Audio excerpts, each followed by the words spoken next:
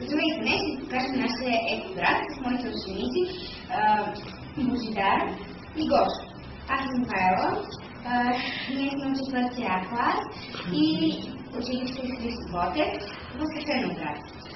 Тук имаме макетната възрожденска къща и кладенци, с които хората си взимали вода. Имаме огнище и обор с различни животни, от които хората са добивали месо, кашкавал, мляко и много други неща.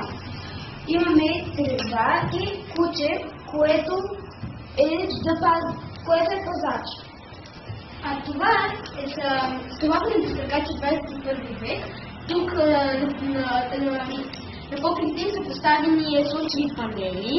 Ако се гледаме близо до тях, ще видим малко озерце с водни линии.